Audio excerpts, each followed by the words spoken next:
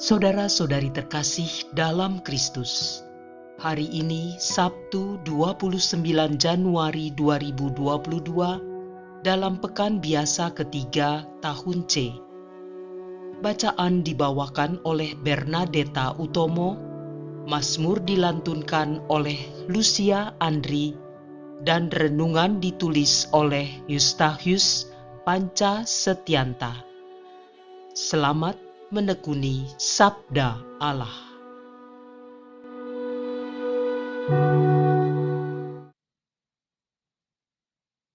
Bacaan dari kitab kedua Samuel, bab 12 ayat 1 sampai dengan 7a, dilanjutkan ayat 10 sampai dengan 17. Pada waktu itu, Daud melakukan yang jahat di hadapan Allah. Ia mengambil istri Uria menjadi istrinya. Maka Tuhan mengutus Natan kepada Daud. Natan datang kepada Daud dan berkata kepadanya, "Ada dua orang dalam suatu kota, yang seorang kaya, yang lain miskin. Si kaya mempunyai sangat banyak kambing domba dan lembu sapi. Si miskin tidak mempunyai apa-apa, selain dari seekor anak domba betina yang kecil, yang dibeli dan dipeliharanya. Anak domba itu menjadi besar, bersama dengan anak-anak si miskin, makan dari suapannya, minum dari cawannya, dan tidur di pangkuannya, seperti seorang anak perempuan baginya. Pada suatu waktu, orang kaya itu mendapat tamu. Ia merasa sayang mengambil seekor dari kambing domba atau lembunya untuk dimasak bagi pengembara yang datang kepadanya itu. Maka ia mengambil anak domba betina kepunyaan si miskin itu dan memasaknya bagi orang yang datang kepadanya itu. Lalu Daud menjadi sangat marah karena orang itu, dan ia berkata kepada Natan, "Demi Tuhan yang hidup, orang yang melakukan itu harus dihukum mati. Anak domba betina itu harus dibayar gantinya 4 kali lipat, karena orang yang melakukan hal itu tidak kenal belas kasihan." Kemudian berkatalah Natan kepada Daud, "Engkaulah orang itu. Beginilah sabda Tuhan Allah Israel, pedang tidak akan menyingkir dari keturunanmu sampai selamanya, karena engkau telah menghina aku dan mengambil istri Uria orang Het itu untuk menjadi istrimu. Beginilah sabda Tuhan, malapetaka yang datang dari kaum keluargamu sendiri akan kutimpakan ke atasmu. Aku akan mengambil istri-istrimu di depan matamu dan memberikannya kepada orang lain, dan orang itu akan tidur dengan istrimu di siang hari. Engkau telah melakukannya secara tersembunyi, tetapi aku akan melakukan hal itu di depan seluruh Israel secara terang-terangan." Lalu berkatalah Daud kepada Natan, "Aku sudah berdosa kepada Tuhan." Dan Natan berkata kepada Daud, "Tuhan telah menjauhkan dosamu itu. Engkau tidak akan mati. Walaupun demikian, pastilah anak yang lahir bagimu itu akan mati, karena dengan perbuatan itu engkau sangat menista Tuhan." Kemudian pergilah Natan pulang ke rumahnya. Tuhan mencelakakan anak yang dilahirkan bekas istri Uria bagi Daud sehingga sakit. Lalu Daud memohon kepada Allah bagi anak itu. Ia berpuasa dengan tekun, dan apabila ia masuk ke dalam, semalam-malaman itu ia berbaring di tanah. Maka datanglah para tua-tua yang di rumahnya untuk meminta ia bangun dari lantai. Tetapi Daud tidak mau. Juga ia tidak makan bersama-sama dengan mereka. Demikianlah sabda Tuhan.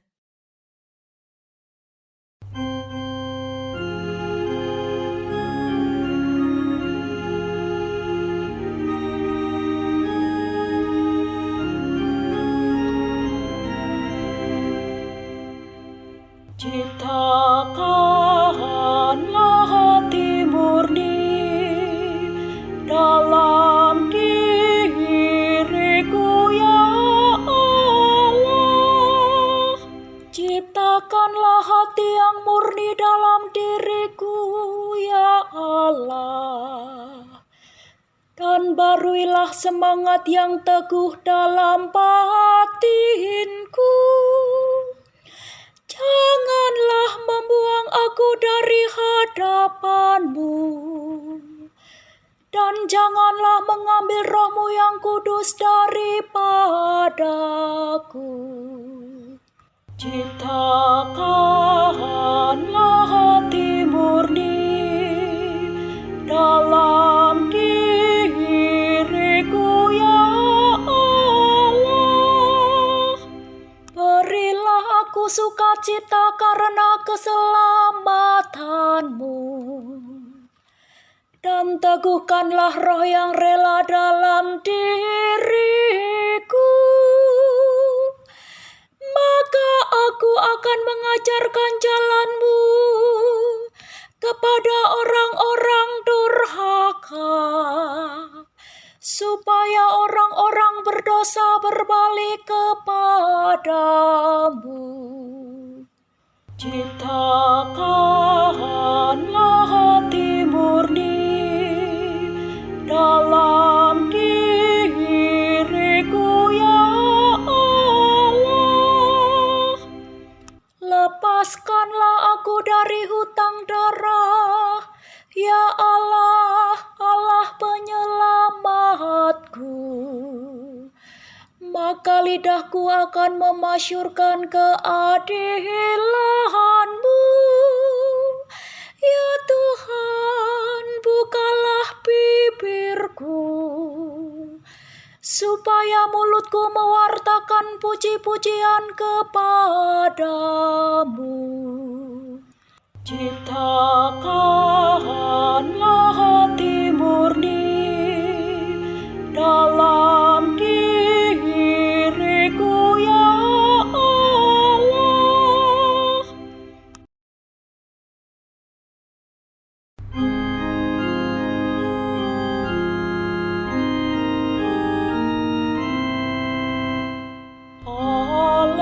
Haleluya, haleluya. Demikian besar kasih Allah kepada dunia, sehingga Ia menyerahkan anaknya yang tunggal. Setiap orang yang percaya kepadanya memiliki hidup abadi. Haleluya, haleluya. Inilah Injil suci menurut Markus, bab 4, ayat 35 sampai dengan 41. Pada suatu hari, ketika hari sudah petang, Yesus berkata kepada murid-murid-Nya, "Marilah kita bertolak ke seberang." Mereka meninggalkan orang banyak yang ada di sana, lalu bertolak dan membawa Yesus dalam perahu itu di mana Ia telah duduk, dan perahu-perahu lain juga menyertai Dia. Lalu mengamuklah taufan yang sangat dahsyat, dan ombak menyembur masuk ke dalam perahu, sehingga perahu itu mulai penuh dengan air. Pada waktu itu, Yesus sedang tidur di buritan di sebuah tilam. Maka murid-murid membangunkan Yesus dan berkata kepadanya, "Guru, Engkau tidak peduli kalau kita binasa?" Yesus pun bangun, menghardik angin itu, dan berkata kepada danau, "Diam, tenanglah." Lalu angin itu reda, dan danau pun menjadi teduh sekali. Lalu Yesus berkata kepada murid-murid-Nya, "Mengapa kamu begitu takut? Mengapa kamu tidak percaya?" Mereka menjadi sangat takut dan berkata seorang kepada yang lain, "Siapa gerangan orang ini? Angin dan danau pun taat kepadanya." Demikianlah sabda Tuhan.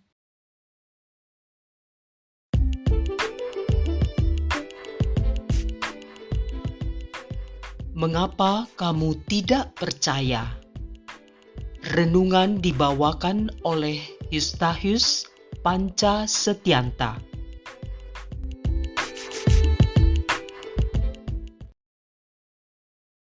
Bapak, Ibu, kaum muda dan anak-anak yang dikasihi Tuhan. Ada suatu kisah seorang sufi dan seorang kafilah di suatu daerah yang sedang dilanda oleh wabah. Karena begitu dahsyatnya, wabah diberitakan jumlah yang meninggal mencapai 50.000 orang. Tetapi tiba-tiba kafilah itu menyebut korbannya hanya 1.000 orang. Tentu saja banyak orang protes. Akhirnya kafilah itu menjelaskan, memang yang diambil Tuhan 1.000 orang, sedangkan selebihnya meninggal karena ketakutan. Bapak, Ibu, dan Saudara yang terkasih, dari kisah tersebut menggambarkan bahwa pengalaman manusia pada umumnya sering dihantui rasa ketakutan. Pengalaman ketakutan itu yang juga dialami oleh para murid ketika mengalami angin taufan di Danau Galilea dalam bacaan hari ini. Para murid panik mengatasi pengaruh akibat angin taufan yang mengamuk. Dan setelah tidak berhasil mengatasi, mereka membangunkan Yesus yang sedang tertidur. Menurut informasi, taufan yang sangat dahsyat merupakan hal yang biasa terjadi di Danau Galilea, yang seakan-akan terletak di dalam sebuah kantong dengan bukit-bukit di sekelilingnya. Udara yang semakin panas pada siang hari membuat udara yang dingin lebih sejuk. Dari bukit itu mengalir dan menuruni jurang ke danau dengan gerakan taufan yang memutar sehingga menjadikan air danau bergejolak liar. Itulah yang menyebabkan taufan. Akhirnya Yesus bangun dan menghardik angin itu dan berkata kepada danau itu, "Diam, tenanglah." Lalu angin itu reda dan danau itu menjadi teduh lagi. Setelah keadaan itu reda, selanjutnya mungkin Yesus dengan rasa yang sedikit agak kecewa berkata kepada para murid-muridnya, "Mengapa kamu begitu takut? Mengapa kamu kurang percaya?" Bapak, Ibu, dan Saudara yang terkasih, walaupun Tuhan sudah berada di dekat kita, di dekat para murid, tapi seringkali masih dihantui rasa tidak percaya.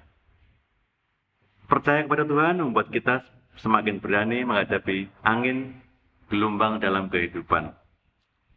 Pengalaman itu yang juga dialami oleh Nabi Nathan dalam bacaan hari ini.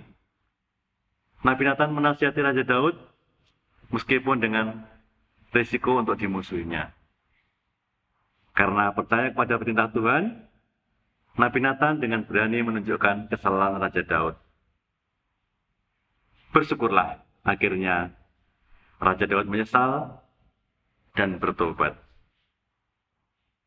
Bapak, Ibu, dan Saudara yang terkasih, pada awal masa pandemi ini sampai pada puncaknya, kita sudah dihantam taufan dan rasa ketakutan, rasa sedih karena virus corona ini.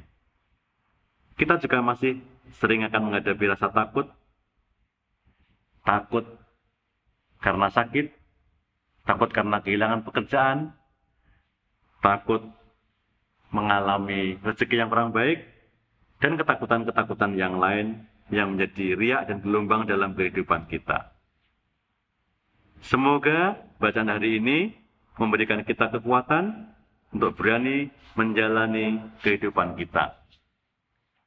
Tuhan Allah Bapa kami, bantulah kami dan berilah kami iman yang dalam, sehingga dengan berjalan dengan Engkau, kami bisa melewati dan menghadapi riak dan gelombang kehidupan kami dengan berani, bukan karena kekuatan kami, tapi karena kami percaya kepadamu yang selalu akan menopang kehidupan kami. Amin.